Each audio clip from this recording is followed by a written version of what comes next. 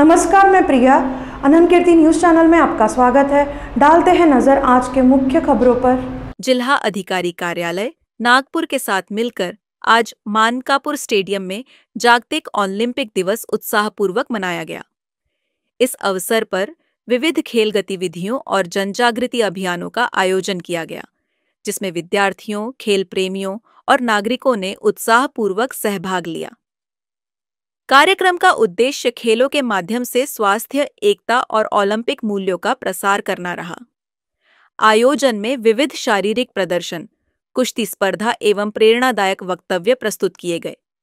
यह आयोजन खेल भावना को प्रोत्साहित करने और युवाओं में फिटनेस के प्रति जागरूकता बढ़ाने के दृष्टिकोण से अत्यंत सफल रहा।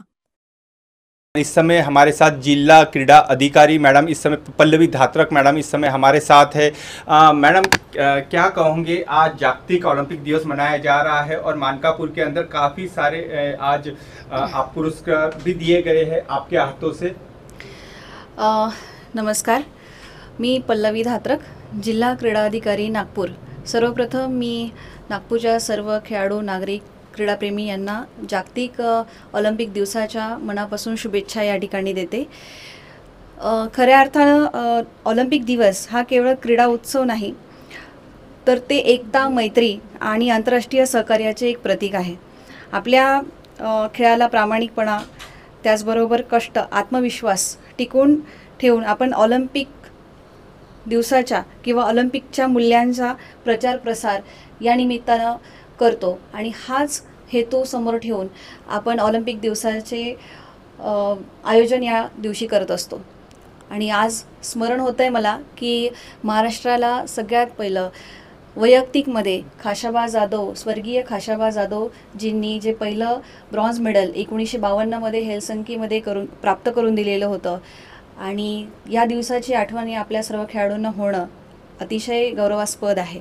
आणि त्यांच्या प्रतिमेचं पूजन, त्याचप्रमाणे ध्यानचंद यांच्या प्रतिमेचं पूजन करून या ठिकाणी नागपूर शहर कुस्तीगीर संघ आणि नागपूर ग्रामीण कुस्तीगीर संघ आणि जिल्हा क्रीडा अधिकारी कार्यालय यांच्या संयुक्त विद्यमाने आज मानकापूर विभागीय क्रीडा संकुलामध्ये आपण जागतिक ऑलिम्पिक दिवस साजरा केलेला आहे।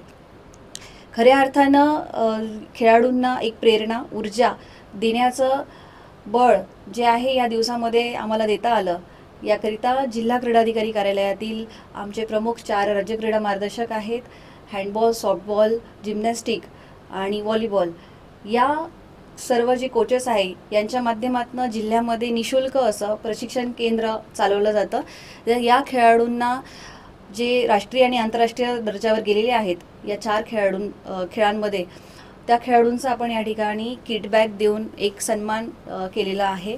आणि त्याचबरोबर या सर्व कार्यक्रमाला शहर कुस्तीगीर संघ, त्याचबरोबर नागपूर ग्रामीण कुस्तीगीर संघ याचे सर्व पदाधिकारी उपस्थित होते। आपल्याला माहीत आहे गेल्या 3 दिवसांमध्ये मागील नागपूर शहरामध्ये मुख्यमंत्री चषक कुस्ती स्पर्धा 2025 अंडर 15 बॉयज आणि गर्ल्सचं आयोजन या ठिकाणी खूप भव्य दिव्य प्रकारे झालं। खऱ्या अर्थानं ही जी संकल्पना होती की नागपूरमध्ये प्रथमच संघटनेच्या किंवा शालेयमध्ये सुद्धा अजूनपर्यंत नॅशनल झालेलं नाही आहे, ही जी मूळ संकल्पना होती नागपूर शहर कुस्तीगीर संघाचे जे अध्यक्ष आहे माननीय आमदार श्री संदीपजी जोशी सर यांनी एक संकल्पना ठेवली आणि त्या सर्व याला केवळ 11 दिवसामध्ये मूर्तिमंत स्वरूप यांनी दिलं आणि एक भव्य दिव्य स्पर्धेचं आयोजन या ठिकाणी केलं। भारतातून आलेल्या 25 राज्यांच्या खेळाडूंना या ठिकाणी अतिशय उत्साहात त्यांचं स्वागत, त्यांच्या स्पर्धांचं आयोजन आणि अतिशय सुंदररित्या त्यांचा मान सन्मान या ठिकाणी ठेवण्यात आला। रोख पारितोषिकं देण्यात आली आणि त्याच धर्तीवरती आपल्याला शहर कुस्तीगीर संघ आणि नागपूर ग्रामीण कुस्तीगीर संघाने एक संयुक्त विद्यमाने आपण ऑलिम्पिक दिवस आज 23 जून 2025ला साजरा करूया हे जेव्हा आपण चर्चा केली तर सुंदररित्या तेही आयोजन या ठिकाणी झालेलं आहे। खेळाडूंना किटबॅग देऊन जो सन्मानित करण्यात आलं त्यांचा चेहऱ्यावरचा आनंद बघण्यासारखा होता। आणि याचबरोबर सांगायला मला या ठिकाणी आवडेल की पहिलं मेडल जसं मिळालं होतं हे ग्रामीण भागातूनच मिळालेलं होतं, त्याच धर्तीवर नागपूर जिल्हा क्रीडा कार्यालयाने 13 तालुका क्रीडा संकुलांमध्ये देखील अद्ययावत कुस्ती मॅट प्रॅक्टिसकरिता उपलब्ध करून दिलेले आहे आणि या मंचावरून आपण साथ घातलेली आहे दोन्हीही कुस्तीगीर संघांना, शहर आणि ग्रामीण, की आपल्या क्रीडा संकुलांमध्ये अतिशय उत्कृष्ट क्रीडा प्रशिक्षण केंद्र कुस्तीचं सुरू व्हावं। मैडम हमारे क्वेश्चन होता है कि जिस तरीके से देवेंद्र जी और गडकरी जी, इनका एक सपना था कि हमारे प्लेयर ओलंपिक में देखे जाने चाहिए, तो कहीं ना कहीं एक इनिशिएटिव उन्होंने जिस तरीके से लिया है, हमारे जो आज मानकापुर में काफ़ी बच्चों को जो ग्रामीण क्षेत्र से देखे जा सकते हैं, जिनको बहुत सारी तकलीफों का सामना करना पड़ता है, ऐसी कोई सुविधा भी नहीं मिल पाती है, तो आपके तौर पे उनको क्या सुविधा मिल पाई? तुम्ही खूप सुंदर या ठिकाणी उल्लेख केलेला आहे। कहीं ना कहीं जिस तरीके से नाही म्हणता येणार, खऱ्या अर्थानं विदर्भामध्ये एक मुख्य ठिकाण म्हणजे नागपूर उपराजधानी हे बघितलं जातं आणि मला या ठिकाणी 3 वर्ष झालेले आहे नागपूर जिल्हा क्रीडाधिकारी या पदावरती। आणि मी जेव्हापासून इथे आले आहे तर नक्कीच आपले केंद्रीय मंत्री माननीय नितीनजी गडकरी साहेब यांच्या मार्गदर्शनाखाली, यांच्या संकल्पनेतनं गेल्या 7 वर्ष सलग खासदार क्रीडा महोत्सवाचं ज्या पद्धतीने आयोजन होत आहे, हे कुठल्याही आयोजनापेक्षा एक अविस्मरणीय आयोजन असतं, ज्यात खेळाडूंना भरघोस पारितोषिकं, रोख पारितोषिकं, निवास, भोजन, अगदी नाश्ता अल्पोपहारपासून त्यांची व्यवस्था आणि त्यांना देण्यात येणारं खेळाचं साहित्य, हे जेव्हा आम्ही इथे येऊन मी बघितलं तर नक्कीच त्यांचं जे सहकार्य आहे हे खूप मोलाचं आहे। मोठा सिंहाचा वाटा त्यांचा राहिलेला आहे आणि आजही कुठल्याही खेळाडूला त्यांच्याकडनं होणारी मदत आहे तर ती निश्चित वाखाणण्याजोगी आहे। दुसरं म्हणजे आपले माननीय मुख्यमंत्री माननीय श्री देवेंद्रजी फडणवीस साहेब यांच्याबद्दल मला सगळ्यात महत्त्वाचं सांगावं असं वाटतं की ज्या पद्धतीने पश्चिम महाराष्ट्र असेल, मुंबई असेल, या विभागांमध्ये ज्या वेगाने क्रीडा प्रचार प्रसार किंवा क्रीडा सुविधा उपलब्ध झालेल्या आहे, ते कुठेतरी विदर्भातल्या खेळाडूंना, ग्रामीण भागातल्या खेळाडूंना उपलब्ध व्हावं, हा एक डोळ्यासमोर ठेवलेला दृष्टिकोन आणि त्यातनं त्यांनी जे साकारलेलं विभागीय क्रीडा संकुल मानकापूरचं एक स्पोर्ट्स हब बनवणं, ज्यामध्ये खेळाडूला त्याच्या मूलभूत प्रशिक्षणाबरोबरच त्याला अत्याधुनिक स्पोर्ट्स सायन्स सेंटरची जोड असेल किंवा कन्व्हेन्शन सेंटरच्या माध्यमातून त्याला होणारं सहकार्य असेल, ह्या सगळ्या गोष्टी डोळ्यासमोर ठेवून आज मानकापूर क्रीडा संकुलामध्ये 1-2 नाही तर केवळ 25 खेळाच्या अद्ययावत आंतरराष्ट्रीय दर्जाच्या क्रीडा सुविधा या विकसित होणार आहे। तर हे खूप मोठं पाऊल आहे आणि हा दूरदृष्टिकोन त्यांनी जो ठेवलेला आहे, निश्चितपणे शासन म्हणून आम्ही त्यांच्यासोबत मार्गदर्शनाखाली काम करत आहोत। हे दोघंही लोकप्रतिनिधी असतील किंवा आमचे मार्गदर्शक असतील, यांच्यासोबत ऑलिम्पिकमध्ये जास्तीत जास्त मेडल विदर्भामध्ये खास करून नागपूरच्या खेळाडूंनी आणावे, यासाठी आमचा प्रयत्न आणि मानस आहे। जसं आपल्याला करिअरसाठी खूप वेगवेगळ्या संधी आणि वाटा या खेळाडूंना किंवा एका प्लेयरला मिळत असतात किंवा एक सामान्य विद्यार्थ्याला मिळत असतात, आज क्रीडा क्षेत्रसुद्धा त्याच्यामध्ये मागे राहिलेलं नाही आहे।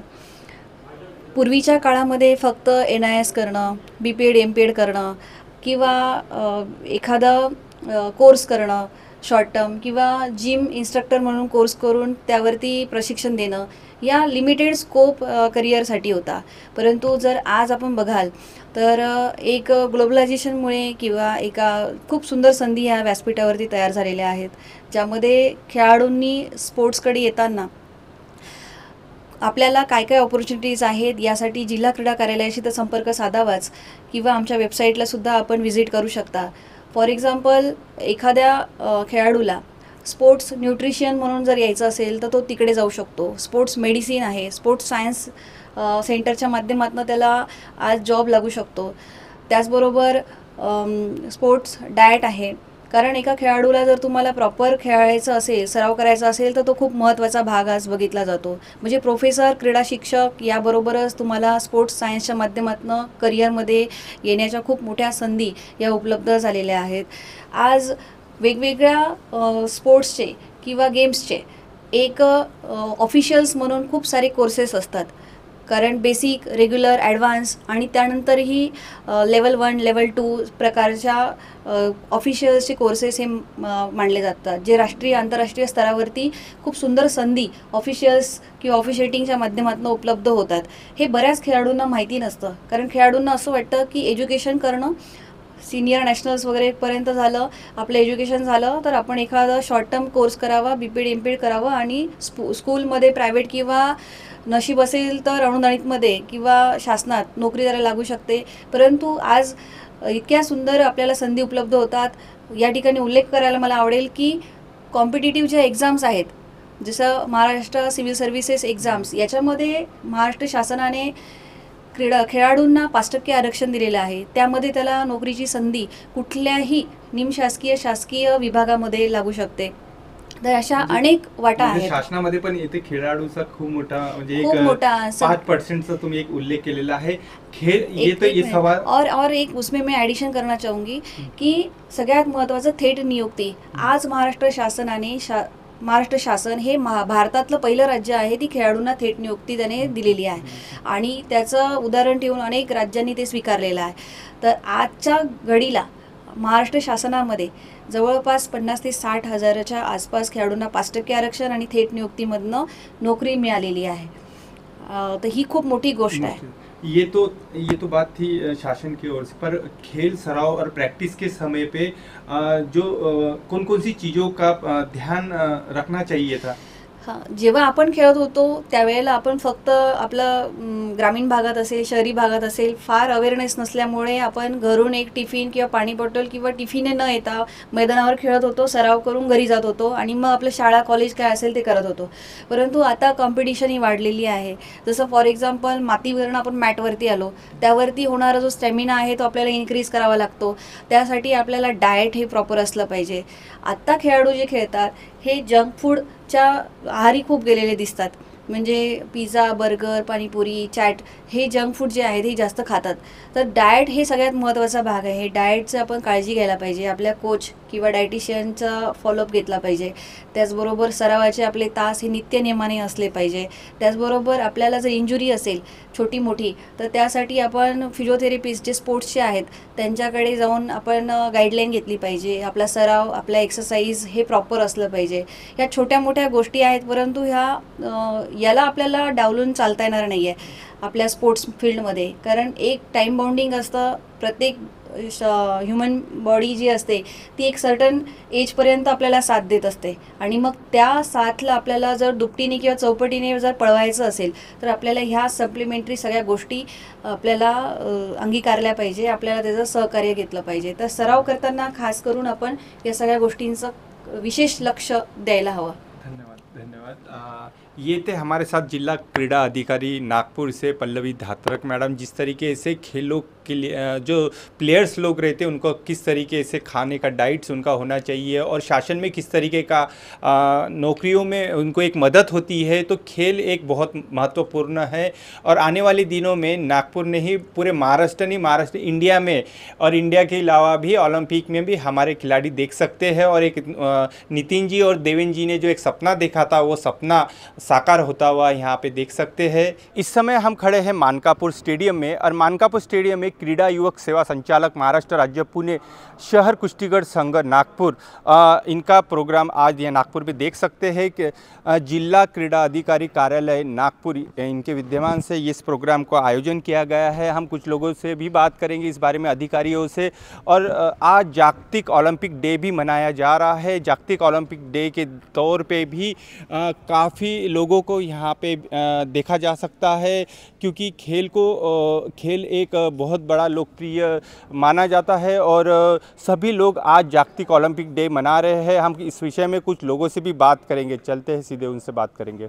इस समय हमारे साथ क्रीड़ा व सांस्कृतिक अधिकारी सर पीयूष सर इस समय हमारे साथ जुड़े हैं. जिस तरीके से देखा जा सकता है जागतिक ओलंपिक डे भी मनाया जा रहा है और आज काफ़ी लोगों को यहाँ पे सम्मानित भी किया गया है. इस पे आपके 2 शब्द क्या रहेंगे? आज सभी नगरवासियों को जागतिक ओलंपिक डे की शुभकामनाएं. आज का दिन सभी खिलाड़ियों के लिए महत्वपूर्ण है. यह दिवस एक लक्ष्य है ओलंपिक में हर खिलाड़ियों का स्वप्न पूरा करने का. आज हर खिलाड़ी इस दिन के निमित्त एक संकल्प लेता है कि भविष्य में हम ओलंपिक के झंडे के नीचे अपने भारत का नेतृत्व करें. यह दिन मनाने का एक सौभाग्य ऐसा है कि हम खिलाड़ी को क्या दे सके. हम तो हमेशा उन्हें मैदान देते हैं, हम हमेशा उन्हें स्पोर्ट्स की फैसिलिटी उपलब्ध करा के देते हैं। पर इस दिन का ऐसा महत्व है कि इस दिन खिलाड़ियों को ओलंपिक का सपना देखने का मौका या उन्हें दिखाने का मौका आज रहता है, इस वजह से यह दिन मनाया जाता है। नागपुर में शहर कुश्तीगढ़ की भी काफ़ी सारे देखे गए हैं और काफ़ी लोग खुश भी रहे हैं। नागपुर की जनता भी अप्रिशिएट कर रही है सब चीज़ें। आने वाले दिनों में और क्या प्लेटफॉर्म मिल सकते हैं? आने वाले दिनों में हम आज इस बार राष्ट्रीय स्पर्धा का आयोजन किया। आज ओलंपिक डे के दिन हमारा जिला ट्रायल का भी हमने आयोजन किया जिला क्रीड़ा अधिकारियालय के साथ। आने वाले दिनों में अंतर्राष्ट्रीय स्तर पर भी ऐसी स्पर्धाओं का हम आयोजन करेंगे, इसी ग्वाही देते हैं। Thanks for watching our news channel को लाइक करें, सब्सक्राइब करें, शेयर करें और नीचे दिए गए बेल आइकन को प्रेस करना ना भूलें।